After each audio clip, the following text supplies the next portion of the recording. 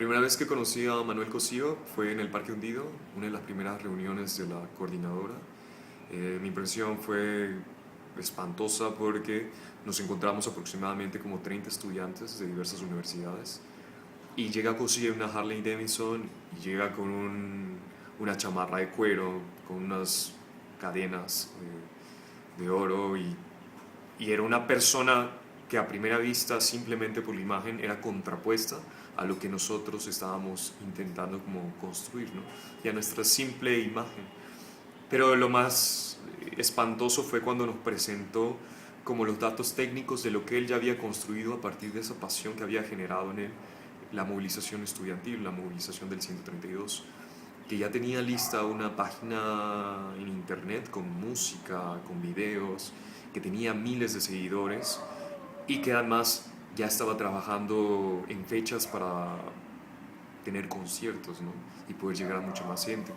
El primer momento fue decir, no, esta persona no puede estar aquí, ¿no? Es lo que nos está presentando parece una superproducción de Televisa, que a final de cuentas se lleva como a votación en el Parque Hundido y con dos excepciones, que fue los compañeros que representaban a la Facultad de Ciencias Políticas y a la Universidad de La Salle, se decide como aceptar a Cosío y generar una comisión para ver cómo integrar a Cosío y de que estas miles de personas que se tenía como base de datos ya en una página web existente, pues se pudiera hacer provecho de ello.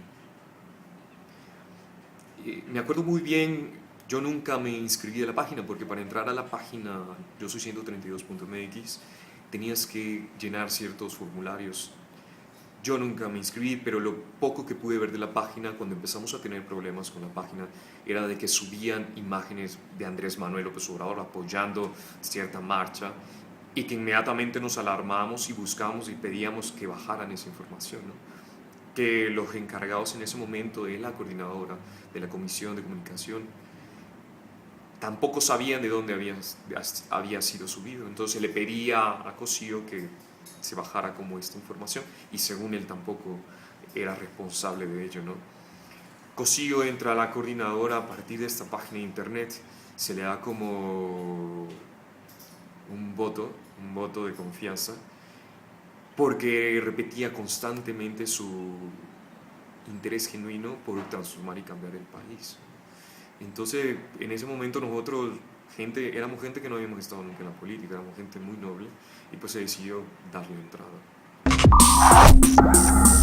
Realmente como 2 semanas, muy activo. O sea, él iba a todas las reuniones de la coordinadora en los diferentes parques, en los diferentes espacios y se me quedaba muy grabado la forma en cómo se acercaba a nosotros, ¿no? Tenía como un morbo de estar observando, un morbo de observación de todo, ¿no? Nunca participaba en nada. Y también el acercamiento a ciertas personas que él creía que eran importantes dentro de la coordinadora, ¿no? Ese interés por saber de sus vidas personales, ese interés por saber si íbamos a votar por cierto personaje, por cierto candidato. Era como muy repetitivo, era constante, ¿no? Intentaba como generar una amistad con muchísimos de nosotros y a final de cuentas ya sabemos qué era lo que qué era lo que él necesitaba en ese momento, ¿no? Era una asignación.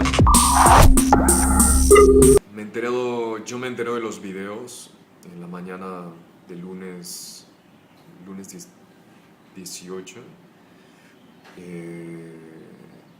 y fue como muy devastador porque el fin de semana anterior habíamos tenido muchísimos problemas, ¿no? Con la coordinadora. La coordinadora siempre había tenido como muchísimos prejuicios hacia nosotros, ¿no? Y pareciera ser que ese día todos esos prejuicios y esas mentiras se estaban haciendo realidad, ¿no? Dentro del mundo exterior, que era el mundo mediático, con los periodistas, con los líderes de opinión que hablaban acerca del 132, pero lo que más dolió y lo que perjudicó más fue al interior también de este grupo que se hacía llamar la coordinadora. Se generaron con muchísimas fracturas, fracturas que más adelante se iban a hacer sumamente reales. Me acuerdo que el colectivo Artistas Aliados el fin de semana anterior habíamos tenido como una discusión en la cual ellos se sentían como muy desanimados y los videos vinieron a como los videos vinieron a hacer visible ante sus ojos algo que no era cierto, por supuesto, pero de que era necesario ya desarticularse, ¿no? Desarticular esas relaciones que habíamos construido de diferentes universidades y de diferentes individuos. Y me acuerdo muy bien que fue el inicio como de la disolución o de disipación de ese grupo muy fuerte que trabajaba todos los días, día y noche, no había tiempo para dormir. Y sobre todo también de la desarticulación de uno de nuestros compañeros, ¿no? De uno de nuestros compañeros que era uno de los elementos importantes, ¿no? Dentro de este grupo, por su capacidad práctica que tenía, que complementaba en este grupo. También a partir de los videos se generó un pudor político que yo todavía no logro comprender. Hablar sobre quién vas a votar, todos escondíamos sobre quiénes íbamos a votar, ¿no? Se generó un pudor acerca de los intelectuales también, que apoyaban al movimiento, ¿no? Porque muchos de ellos fueron perjudicados. Entonces, fueron horas en el que el movimiento se queda solo. Y fueron semanas también y horas en el cual se plantea un nuevo horizonte al 132, ¿no? Días antes de las elecciones. Eso creo que uno de los puntos negativos y principales de la aparición de los videos de Manuel Cosío y de las grabaciones de Saúl Ramírez. Cuando Manuel Cosío saca esos audios, curiosamente un día antes del tercer debate presidencial, el que organizábamos Yo Soy 132, al cual me iba a asistir Peña Nieto, curiosamente cuando estaba en Los Cabos para hacer una operación de entregarles una carta en el G20, para entregar una carta a cada presidente con exigencias de Yo Soy 132, ese 18 de junio salen estos audios y con un eslogan que le pone que dice "La verdad nos hará libres", pues tal vez a final de cuentas tenía razón, ¿no? No quiero decir con esto que ahora que sabemos que trabaja para el CISEN, el Sistema de Espionaje Mexicano, obviamente operado por el PRI en estos momentos, no quiero decir que con esto ya todo el mundo vaya a asumir que efectivamente esos audios estaban editados, como yo siempre sostuve y sostengo. Sin embargo, es real, ¿no? Es real también o más bien es una mentira, que Yo Soy 132 tiene un origen en la izquierda, en Andrés Manuel, mucho menos un financiamiento, y lo digo porque yo estuve ahí. Es una mentira y es evidente que ellos tienen toda la disposición y toda la línea para decir mentiras de ser necesario, simplemente para mantener un coto de poder en donde siempre se ha sostenido y engañar a la gente, ¿no? Recalco, es mi voz, efectivamente es mi voz en esos audios, pero están completamente descontextualizados. Por poner un ejemplo, una de las partes más fuertes es que yo le digo a Manuel en esos audios: si yo te dijera, Manuel, que esto nace de casa de Andrés Manuel López Obrador, yo sé que a ti no te importaría, y lo cortan, pero yo recuerdo esa conversación y lo siguiente que le digo es: pero no, lo que pasa es que, y le empiezo a explicar otras cosas, y le digo: yo sé que tú eres priista, pero al final de cuentas tú estás aquí porque lo ves como una plataforma política, porque yo así lo consideraba, y esa era la plática, ese era el contexto. Lo que quiero decir con esto es que si te graban, si ya hay una persona que te sigue por más de un mes, que trae micrófonos escondidos, que te intervienen los teléfonos, que te siguen físicamente por tanto tiempo, pues evidentemente se puede armar una conversación a la orden de lo que uno quiera, ¿no? Es difícil a veces hacer esto entender a la gente, lo he dicho mucho tiempo y obviamente ya me cansé, ya pasó un año, ¿no? Pero pues la realidad es la realidad, y por un lado o soy un tonto que fui engañado, o por otro lado soy un hábil manipulador de la izquierda para lograr concretar un movimiento como Yo Soy 132 a expensas de lo que Andrés Manuel quisiera, ¿no? Entonces es una situación muy difícil porque del lado de los priistas, si tú eres una persona que tiene no aspiraciones, sino una línea de izquierda, definitivamente estás mal. Entonces, o eres muy tonto, o eres muy listo o mezquino, quién sabe, pero la cosa es que nunca te puedes salir de ahí, ¿no? Y eso se hace cuando el engaño está bien armado. Y vaya, si hoy esta persona opera en el CISEN, el Sistema de Espionaje Mexicano, pues entiendo que tiene una lógica que opera en este sentido y los medios para hacer cosas de este tipo, ¿no? De este tamaño. Por ejemplo, hay varios amigos míos de 132 que ellos saben que el registro de la marca yo lo hice o bueno, lo intenté, porque precisamente para protegernos nosotros, ¿sí? Lo que no se sabe, pero sin embargo muchos compañeros también lo vieron, es que Manuel Cosío, ostentando un despacho, porque él es abogado, un despacho para registro de marcas, etcétera, él estuvo presionándome y él hizo la operación en el INPI, que se lo pueden preguntar y luego que vaya a decir que no, él fue el que lo presentó. Yo enfrente de varios compañeros del 132 le di el dinero que me pidió de mi bolsa. Y no era una cosa que no se supiera. Sin embargo, pues obviamente él lo hizo para poderlo presentar en su momento, porque claro que estaba premeditado. ¿Cómo es posible que estos videos, estos audios salen precisamente antes del debate 132, que salen justo cuando iba a ir al G20, o cuando yo ya estaba en Los Cabos para entregar las cartas? En fin, es difícil a veces convencer, pero bueno, que es una línea priista, es evidente.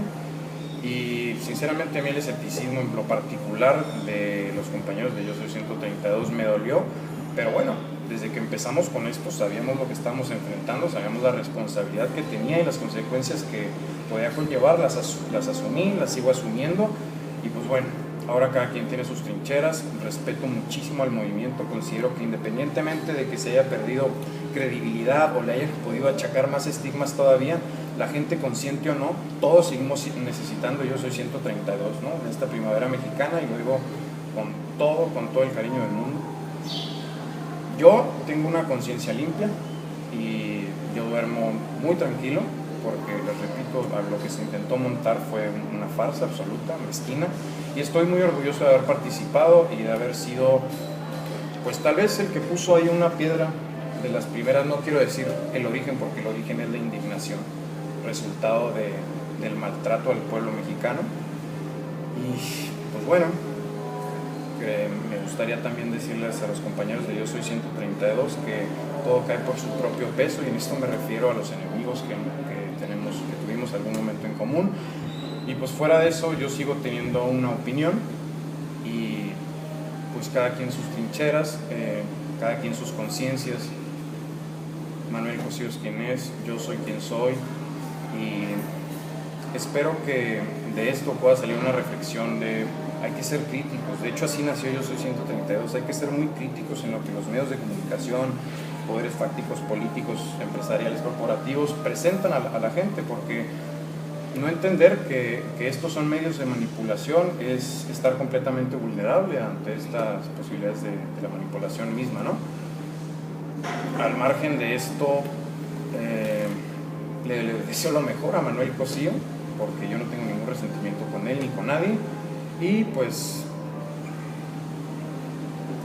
es molesto, indignante, pero pues de todos modos estoy consciente y contento de que las cosas vayan aclarándose un poco cada vez. Al poder le bastaron 2 golpes no para desarticular al 132, pero sí para menguar el apoyo popular que había ganado al principio de manera enorme. El primero es un golpe que viene del poder político, que es el caso Cosío, y que ahora lo podemos ver con claridad como un golpe del poder político, y el segundo es un golpe que viene de los poderes fácticos, ¿no? Que es el caso Atolini, que viene de Televisa. El primer golpe es interesante ahora en perspectiva y sabiendo lo que sabemos respecto al posible papel que juega Cosío en el CISEN.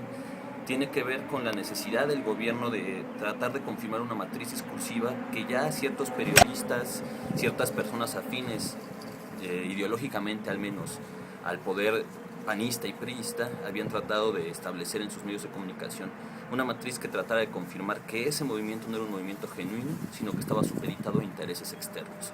En caso particular, los intereses del PRD y de Andrés Manuel López Obrador. Con la publicación de los videos de Cosío, lo que se hace es confirmar ante la opinión pública esa matriz discursiva que ya existía y que se había encargado los medios de comunicación de tratar de difundir. Buena parte de la población, al venir de esos grandes medios de comunicación, cree en esos videos, cree que son verdaderos, pero también hay un segundo nivel de repercusión de los mismos, que es al interior del movimiento. Al interior se crea una suerte de paranoia colectiva en el cual cualquiera puede ser sospechoso de ser perredista o de ser Andrés Manuelista, ¿no?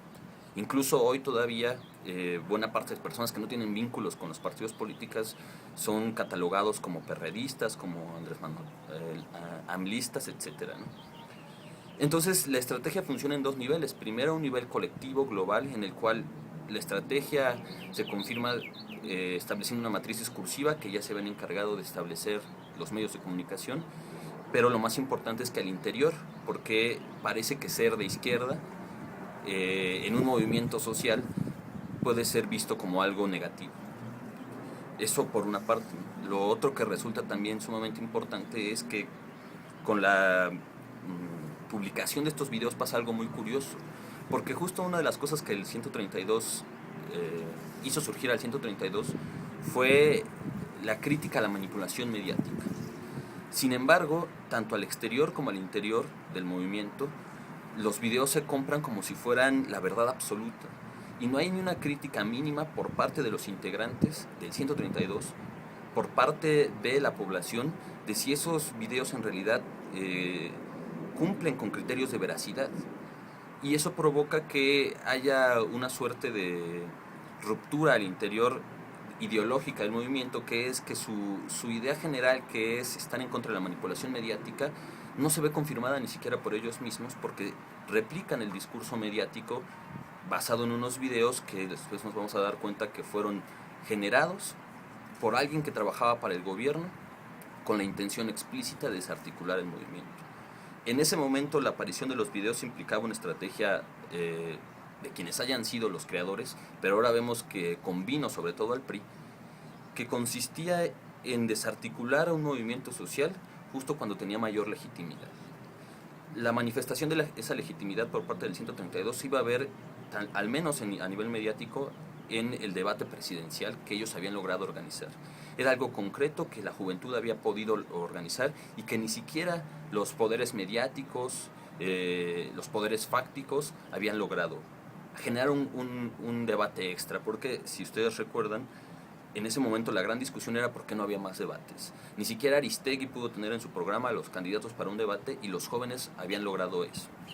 Al final no fue Peña Nieto.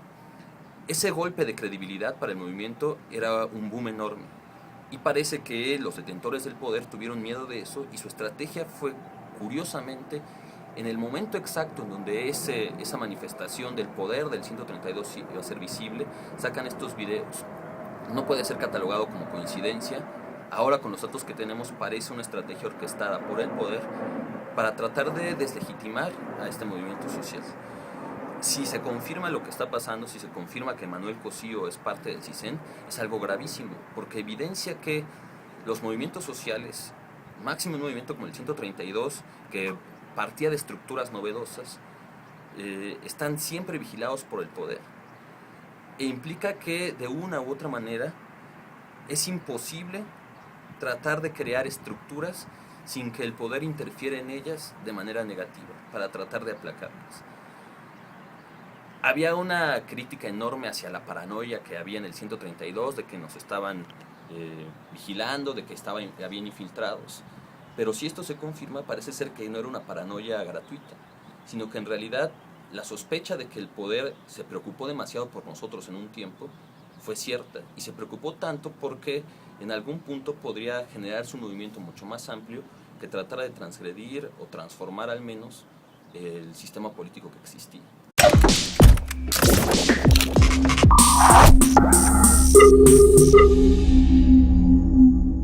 La primera vez que conocí a Manuel Cosío fue en el Parque Hundido, una de las primeras reuniones de la coordinadora.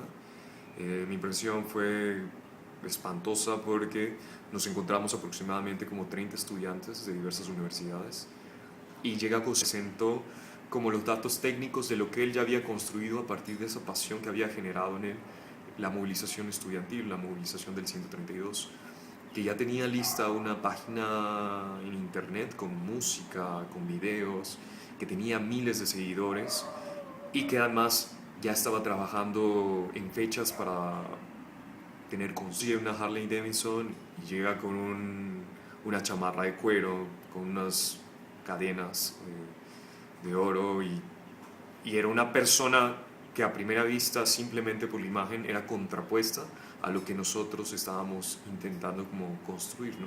Y a nuestra simple imagen.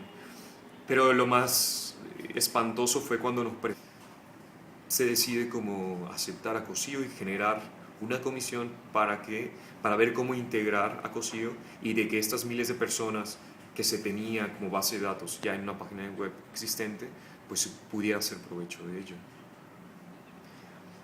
Y me acuerdo muy bien, yo nunca me inscribí a la página, ciertos, ¿no? Y poder llegar a mucha más gente. El primer momento fue decir, no, esta persona no puede estar aquí, ¿no? Es lo que nos está presentando, parece una superproducción de Televisa, que a final de cuentas se lleva como a votación en el Parque Hundido, y con dos excepciones, que fue los compañeros que representaban a la Facultad de Ciencias Políticas y a la Universidad de La Salle,